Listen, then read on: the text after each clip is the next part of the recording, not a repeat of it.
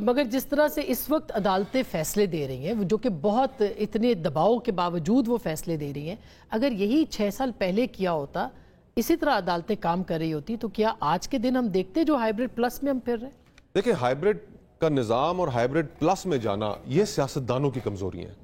آج اگر آپ جو جماعتیں بات کرتی ہیں جمہوریت کی اور رات 2 بجے جا کے وہ مسودہ وصول کرتی ہیں، نہیں پتا، ابھی آپ کے سامنے کہا کامران مرتضیٰ صاحب نے کہ رات 2 بجے ہمیں ملا اور پہلی چیز ہم نے اس کے اندر جو دیکھی، یہ ان کے الفاظ ہیں کہ آرٹیکل 8 کے اندر ترمیم تھی۔ آرٹیکل 8 کیا ہے؟ بنیادی حقوق کے حوالے سے اور کیا آرٹیکل 8 کہ بنیادی حقوق سے متصادم کوئی بھی لیجسلیشن ہوگی تو وہ منسوخ تصور کی جائے گی، یہ کہتا ہے آرٹیکل 8، اور آپ اسی کو بدلنے چلے۔ اور پھر یہ واضح طور پر آئین کے اندر جب لکھا ہوا ہے کہ انسانی حقوق جو ہیں وہ کسی بھی صورت ان کے مخالف کوئی قانون نہیں بن سکتا، آپ وہ بدلنے چلے تو پھر آپ کہتے ہیں کہ ہم آپ کے اوپر اعتبار کریں۔ تو آپ نے دیکھیں اس وقت سیاستدان، ان کا کردار انتہائی غیر مناسب ہے۔ عمران خان صاحب ہوں، نواز شریف صاحب ہوں، زرداری صاحب ہوں، تمام سیاستدان اس وقت صرف ایک ہی چیز چاہ رہے ہیں کہ بس ہم کسی طریقے سے اسٹیبلشمنٹ ہم سے راضی ہو جائے۔ جن کے ساتھ راضی ہو گئی وہ خوشی سے نہال ہے، جن کے ساتھ نہیں راضی ہو رہی ان کی بھی خواہش فقط اتنی ہے، عمران خان صاحب کی بھی فقط اتنی ہے کہ مجھے واپس گود لے لو۔ بالکل، مگر احمد اویس صاحب، آپ کو نہیں لگتا کہ ماضی میں جس طرح کے فیصلے ہوتے رہے، اگر وہ فیصلے جو کہ اب نہیں ہو رہے اس وقت نہ ہوتے تو پاکستان کا سیاسی نظام اتنا کمزور نہ ہوتا، پارلیمنٹ اتنی کمزور نہ ہوتی؟ ایک وزیر اعظم کو جس طرح سے آپ نے رخصت کیا، 2 وزرائے اعظم کو، وہ اس وقت تو خاص کر کے تحریک انصاف تو ساتھ کھڑی تھی عدالت کے۔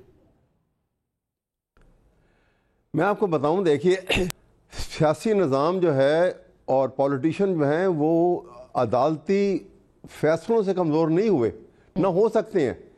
یہ کمزور ہوئے ہیں بار بار مارشل لاء کے اور آلٹرنیشن سول اور ملٹری رول کی وجہ سے۔ انٹرفیئرنس جب اتنی زیادہ بڑھ گئی کہ آپ نے دیکھا کہ ابھی جس طرح بڑی کھوکھر صاحب نے تو خوبصورت باتیں کی کہ انہوں نے کہا کہ ہائیبرڈ اینڈ ہائیبرڈ پلس اور پھر اور بھی آگے بھی چلے گئے پرو میکس۔ میں یہ عرض کر رہا ہوں کہ دیکھیے آپ کو میں ایک چھوٹا سا لٹمس ٹیسٹ دیتا ہوں۔ یہ کہتے ہیں کہ جی اب ایسا نہیں ہو رہا۔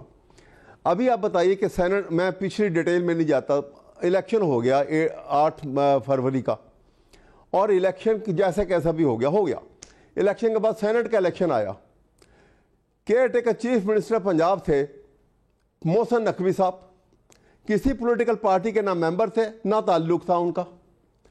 الیکشن کے لیے جب وہ کھڑے ہوتے ہیں تو ہر پولیٹیکل پارٹی نے اپنا کینڈیڈیٹ کھڑا کیا ہوا تھا، وہ اپنے کینڈیڈیٹ کو چھوڑ کے انہوں نے ایک ایسے بندے کو جو کسی پولیٹیکل پارٹی کا ممبر نہیں ہے، یہ ساری بڑی پولیٹیکل پارٹی اس کو ووٹ دے کے کامیاب کر رہی ہیں، کس کا کہنے کے اوپر؟ تو سر یہ تو ماضی میں باپ پارٹی بن گئی تھی، اس طرح سے پوری کی پوری باپ پارٹی آ گئی تھی، اس کی بینیفیشری بھی بعد میں۔ جی میں جہاں بھی سوال یہ میں عرض کر رہا ہوں کہ یہ اس کو جسٹیفائی کسی سٹیج پہ نہیں کیا جا سکتا، اور کہیں ختم تو ہونا ہے۔